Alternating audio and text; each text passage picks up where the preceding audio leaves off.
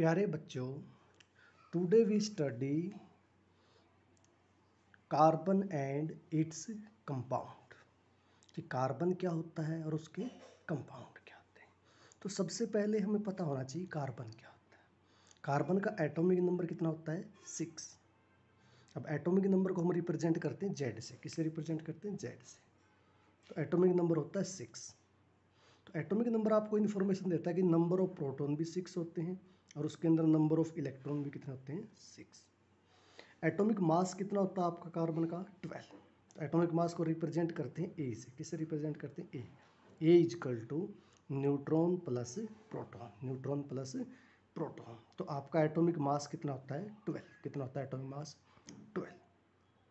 अगर आपसे कोई सिंपल सा वर्ड पूछे कि नंबर ऑफ न्यूट्रॉन कितने होते हैं, नंबर ऑफ न्यूट्रॉन कितने होते हैं, तो number of neutron n equal to A minus Z. A minus Z. अगर आपको किसी के नंबर ऑफ न्यूट्रॉन निकालने हैं तो ए माइनस जेड। तो आपके कार्बन के अंदर नंबर ऑफ न्यूट्रॉन कितने होते हैं? तो 12 माइनस 6 इजिकल टू 6। तो नंबर ऑफ न्यूट्रॉन कितने होते हैं? 6। तो कार्बन आपका जो 612 होता है उसके अंदर आपके प्रोटॉन कितने होते हैं? 6। इलेक्ट्रॉन कितने होते हैं? 6। और न्यूट्रॉन कितने होते हैं? 6। अब दूसरी बात ये होती है कि कार्बन है तो क्या उसे आइसोटोप मिलते हैं? तो सबसे पहला वर्ड हुआ कि आइसोटोप क्या होते हैं। आइसोटोप आपका क्या होता है कि आपका जो कंपाउंड है, आपका जो एलिमेंट है, एटॉमिक मास तो क्या हो उसका डिफरेंट, बट एटॉमिक नंबर क्या हो? सेम। आपके एलिमेंट का same atomic number but different atomic mass, या क्या बोल सकते हो? Different number of neutron. Different number of neutron. तो कार्बन के कितने आइसोटोप मिलते हैं आपको? 3। पहले आइसोटोप का नाम है 612। सेकेंड आइसोटोप का नाम है 613। और थर्ड आइसोमर का नाम, आइसोटोप का नाम है आपका 614। आइसोटोप्स क्या है? आइसोटोप्स। जो 614 आइसोटोप है आपका कार्बन का, वो कैसा होता है? Radio active. क्या होता है आपका वो? Radio active. और रेडियो एक्टिव होने के कारण इसका यूज होता है कार्बन डेटिंग के अंदर। किसके अंदर यूज होता है इसका? कार्बन डेटिंग के अंदर। कार्बन डेटिंग में क्या होता है कि कार्बन डेटिंग में आप किसी की एज फाइंड करते हो कि आपका कोई लिविंग मटेरियल है, उसकी अगर आपको एज फाइंड आउट करनी है तो वहाँ पे हम किसका यूज़ करते हैं? कार्बन डेटिंग का। और कार्बन डेटिंग में क्या यूज़ होता है? कार्बन का 614 नाम का आइसोटोप, इसका यूज़ होता है कार्बन डेटिंग। दूसरी बात ये है कि कार्बन को हम पढ़ रहे हैं तो कार्बन हमारे लिए इम्पोर्टेंट क्यों है? पहली बात है कि कार्बन आपका जो फूड है, जो हम खाना खाते हैं, फूड के अंदर हमारा प्रोटीन भी होता है, कार्बोहाइड्रेट भी होता है, फैट भी होता है, विटामिन भी होता है। तो ये सारा का सारा जो फूड होता है, जो हम खाते हैं डेली लाइफ के अंदर, एनर्जी के लिए, किसी वर्क को डन करने के लिए हमें एनर्जी चाहिए होती है, उसके लिए हम जो फूड खाते हैं, फूड भी किसका बना होता है? कार्बन का। जैसे एग्जाम्पल हो गया कार्बोहाइड्रेट। कार्बोहाइड्रेट में क्या होता है? ग्लूकोज। सिंपल सा क्या होता है आपका? ग्लूकोज। तो ग्लूकोज का फार्मूला C6H12O6। तो वहाँ पे भी क्या होता है आपका? Carbon present. दूसरा आपका प्रोटीन, जैसे आपका डीएनए और आरएनए होता है, तो वो भी प्रोटीन होते हैं। तो उनके अंदर डीएनए और आरएनए के अंदर भी आपका क्या मिलता है आपको? डीएनए और आरएनए के अंदर भी क्या मिलता है आपको? कार्बन मिलता है।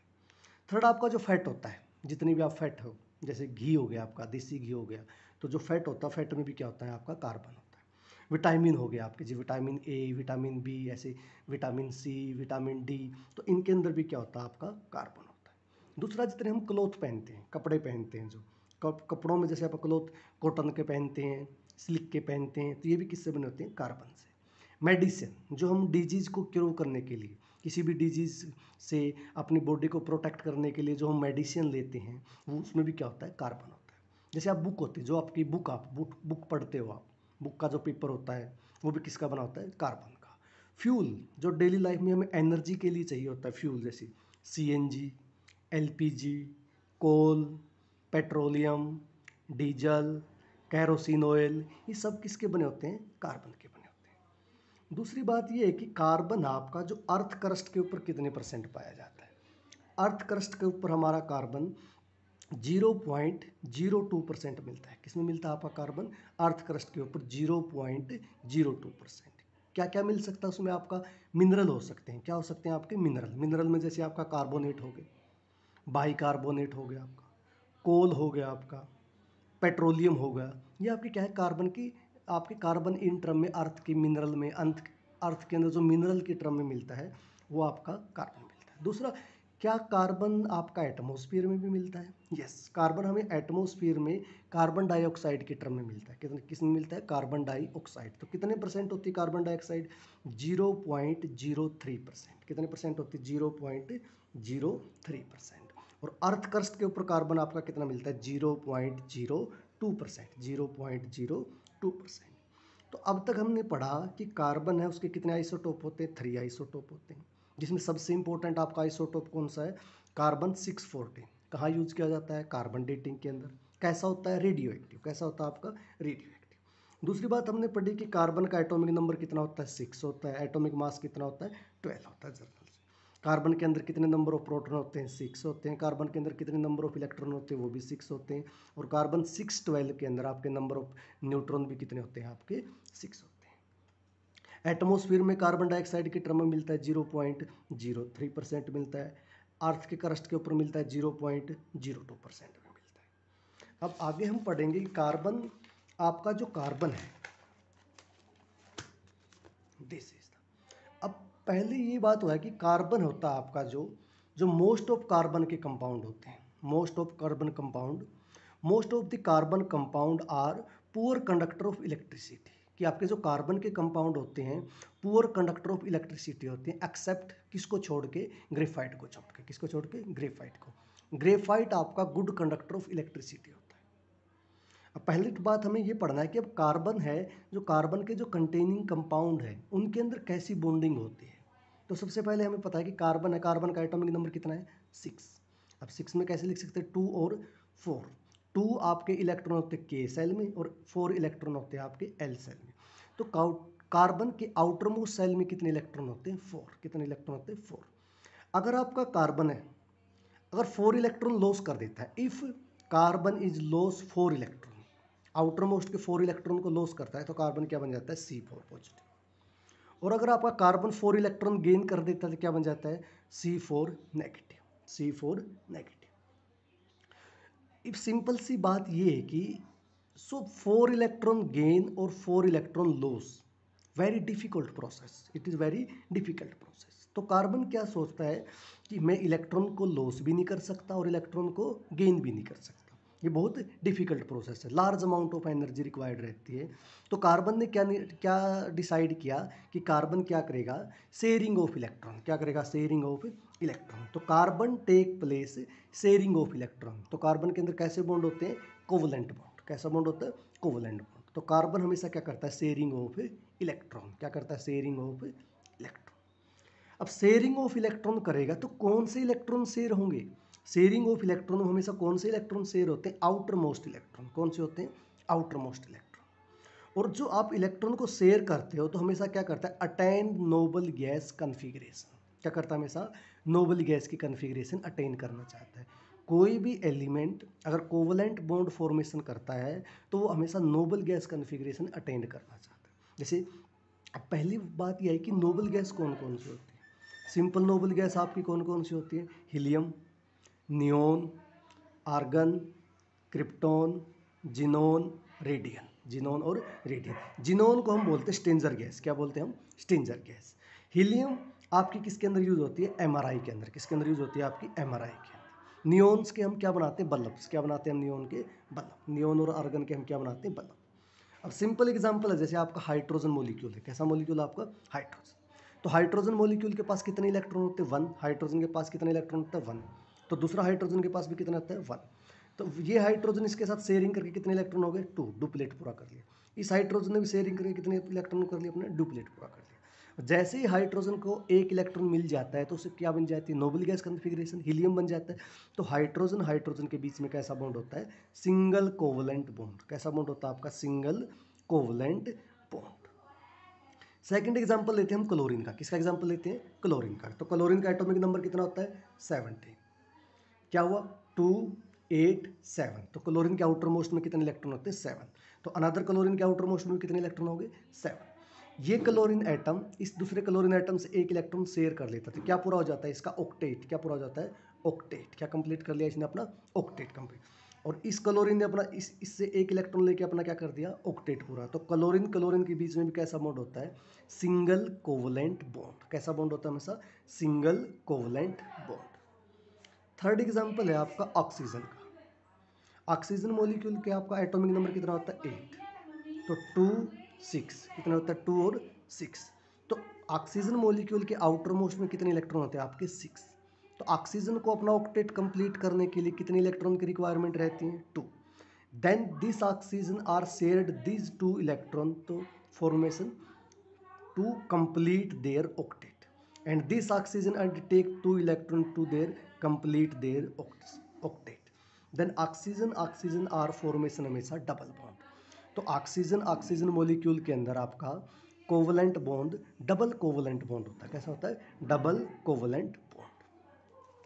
थर्ड एग्जांपल हम लेते हैं नाइट्रोजन। तो नाइट्रोजन आपका जो मॉलिक्यूल है N2 होता है। तो नाइट्रोजन का एटॉमिक नंबर होता है 7 2 5। तो नाइट्रोजन के आउटर मोस्ट में कितने इलेक्ट्रॉन होते हैं आपके, 5 इलेक्ट्रॉन। नाइट्रोजन के आउटर मोस्ट में 5।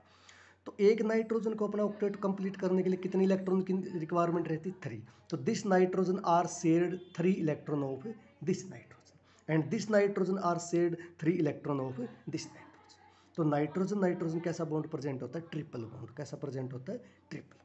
तो नाइट्रोजन के अंदर आपके 3 कोवलेंट बॉन्ड होते हैं। कैसे कोवलेंट बॉन्ड होते हैं आपके, 3 कोवलेंट बॉन्ड। अब सिंपल सी बात ये आई कि कार्बन का हम यूज कहाँ कहाँ करते हैं। जैसे आपकी बायोगैस है, तो बायोगैस में क्या होता है, मीथेन। क्या होता है आपका, मीथेन। तो मीथेन का फार्मूला होता है CH4। क्या फार्मूला होता है, CH4। जैसे आपकी CNG है, CNG आपकी एक फ्यूल है। CNG भी आपका क्या है, एक फ्यूल। तो क्या बोलते हैं उसको, कंप्रेस नेचुरल गैस। क्या बोलते हैं उसको, compress natural gas. Compress natural gas में भी जो मेन कंटेंट होता है वो किसका प्रेजेंट होता है, मीथेन। किसका प्रेजेंट होता है आपका, मीथेन का। तो थर्ड आया कि कार्बन की आपकी जो ये प्रॉपर्टी है, कार्बन ये जो इतनी अच्छी अच्छी प्रॉपर्टी देता है, कोवलेंट बॉन्ड फॉर्मेशन करता है, तो इनका मेन रीज़न क्या है कि कार्बन होता है वो टेट्रावैलेंट होता है। क्या होता है कार्बन, टेट्रावैलेंट। कार्बन क्या होता है, टेट्रावैलेंट। अब टेट्रावैलेंट होता है और कार्बन के जो आउटर मोस्ट में इलेक्ट्रॉन होते हैं, वैलेंस इलेक्ट्रॉन होते हैं, वो कितने होते हैं, 4। कितने होते हैं कार्बन में valence electron, 4। In this another lecture another term is methane. तो मीथेन के अंदर आपका जो कोवलेंट बॉन्ड फॉर्मेशन हुआ है तो कैसे होगा, सिंपल सा। तो मीथेन का फार्मूला क्या होता है, CH4। और कार्बन के आउटर में कितने इलेक्ट्रॉन होते हैं, 4। 1 2 3 4। और हाइड्रोजन के पास कितना इलेक्ट्रॉन होता है, 1। तो 1 hydrogen are share 1 electron of carbon, and 1 hydrogen are share 1 electron of carbon. 1 hydrogen share 1 electron of carbon. 1 hydrogen share 1 electron of carbon, and carbon are shared to 4 electron to these hydrogen, so that methane are formed 4 single covalent bond। Methane के अंदर क्या होते हैं आपके, 4 single covalent bond. दूसरी बात यह है कि कार्बन होता है कि कार्बन के क्या एलोट्रोप मिलते हैं आपको, यस। कार्बन के हमें कितने एलोट्रोप मिलते हैं, 3। अब सबसे पहला वर्ड ये हुआ कि एलोट्रोप क्या होते हैं। एलोट्रोप क्या होता है आपका, जिनकी केमिकल प्रॉपर्टी तो एक जैसी होती है। केमिकल प्रॉपर्टी क्या होती है आपकी, एक जैसी, बट फिजिकल प्रॉपर्टी डिफरेंट होती है due to different physical property. तो कार्बन के 3 एलोट्रोप होते हैं। पहले एलोट्रोप का नाम है डायमंड, दूसरे एलोट्रोप का नाम है ग्रेफाइट, और तीसरे एलोट्रोप का नाम है फ्लोरीन। सबसे पहले हम डायमंड के बारे में पढ़ेंगे। तो डायमंड होता है आपका जो, वो आपका कार्बन का एलोट्रोप होता है। क्या होता है, रिजिड 3D स्ट्रक्चर। कैसी स्ट्रक्चर होती है उसकी, रिजिड 3D रिजिड स्ट्रक्चर। दूसरा, एक कार्बन एटम आपका 4 कार्बन से घिरा होता है। एक carbon directly attach to 4 carbon. तो कैसा होता है हमेशा, टेट्राहेड्रल। कैसा होता है, टेट्राहेड्रल। हार्डेस्ट सब्सटेंस, डायमंड आपका हार्डेस्ट नेचुरल सब्सटेंस होता है। क्या होता है आपका, हार्डेस्ट नेचुरल सब्सटेंस। डायमंड आपका बेड कंडक्टर ऑफ इलेक्ट्रिसिटी होता है। क्या करता है, इलेक्ट्रिसिटी को बेड कंडक्ट नहीं कर पाता, बेड कंडक्टर ऑफ इलेक्ट्रिसिटी होता है। डायमंड आपका यूज़ कहाँ होता है, ज्वेलरी बनाने में यूज़ होता है। कहाँ होता है आपका, ज्वेलरी। जैसे आप किसी को रिंग बनाते हो तो डायमंड की रिंग बनाई जाती है, तो ज्वेलरी बनाने के काम आता है। डायमंड आपका प्योरेस्ट कार्बन होता है। क्या होता है आपका, प्योरेस्ट कार्बन। बिल्कुल आपका प्योर, जब आपका डायमंड बनेगा तो वो बिल्कुल प्योरेस्ट कार्बन माना जाता है। डायमंड का और क्या किया जाता है, जो ग्लास के मटेरियल होते हैं, जो ग्लास होता है, कांच होता है, जो गिलास होता है, उसको कटिंग करने के लिए किसका यूज़ किया जाता है, डायमंड का। किसका यूज़ किया जाता है, डायमंड का। Second is graphite. Second is graphite. Graphite is another allotrope of carbon. इसके अंदर क्या होता है कि आपका जो कार्बन है, one carbon are directly attach to three carbon, one carbon are directly attach to three carbon and one carbon are give double bond character. One carbon आपका क्या देगा, डबल बॉन्ड करेक्टर। ग्रेफाइट के अंदर आपकी hexagonal ring होती है। कैसी ring होती है, हेक्सागोनल रिंग। आपकी हेक्सागोनल रिंग एक दूसरे के ऊपर स्लिप करती रहती है, स्लिपरी। कैसी होती है, स्लिपरी। तो ग्रेफाइट आपका स्मूथ होता है। कैसा होता है आपका, स्मूथ या सॉफ्ट। कैसे बोल सकते हैं हम इसको, सॉफ्ट। कैसा होता है ये, सॉफ्ट। और स्लिपरी। कैसा होता है, सॉफ्ट और slippery. Good conductor of electricity. Electricity का क्या होता है आपका ये, गुड कंडक्टर। क्या होता है इलेक्ट्रिसिटी का, गुड कंडक्टर। यूज कहाँ किया जाता है, आपकी लेड की जो पेंसिल बनाई जाती है उसके अंदर यूज किया जाता है। बैटरी के जो इलेक्ट्रोड बनाए जाते हैं, बैटरी के जो क्या बनाए जाते हैं, इलेक्ट्रोड। तो इलेक्ट्रोड में भी किसका यूज किया जाता है, आपका ग्रेफाइट का यूज किया जाता है। लुब्रिकेंट बनाने में भी आपका किसका यूज किया जाता है, ग्रेफाइट का यूज किया जाता है। किसका यूज किया जाता है, ग्रेफाइट का। Another is fullerene. Another is fullerene. Fullerene आपका कार्बन का थर्ड एलोट्रोप है। इसके अंदर भी आपका जो कार्बन है वो एक कार्बन डायरेक्टली कितने कार्बन से अटैच होता है, थ्री कार्बन से अटैच होता है। इसके अंदर जो मेन कार्बन है, कार्बन 60 और कार्बन 70 होते हैं। कार्बन 60 और कार्बन 70 होते हैं। स्ट्रक्चर फुटबॉल लाइक स्ट्रक्चर होती है। कैसी होती है, फुटबॉल लाइक स्ट्रक्चर या जियोस्टिक डोम। कैसी होती है, जियोस्टिक डोम जैसी स्ट्रक्चर होती है। किसने इसकी जो इसका जो डिजाइन किया गया था वो एक यूएसए के आर्किटेक्चर थे, ब्लुकमिन्स्टर फुलरीन। कौन थे वो, ब्लुकमिन्स्टर फुलरीन। उन्होंने बताया कि जो आपकी फुलरीन की जो स्ट्रक्चर होती है फुटबॉल जैसी होती है, उसके अंदर 12 5 मेंबर रिंग होती है। कितनी होती है, 12 5 मेंबर रिंग। और जो 6 मेंबर रिंग होती है वो कितनी होती है, 20। कितनी 6 मेंबर रिंग होती है उनके अंदर, 26 मेंबर रिंग और 12 5 मेंबर रिंग। कैसे, क्या क्या उसमें मेन कंपोनेंट किसका होता है, कार्बन 60। मेजरली कार्बन क्या मिलता है आपको, कार्बन 16 उसका मेन कंपोनेंट होता है। Thank you very much.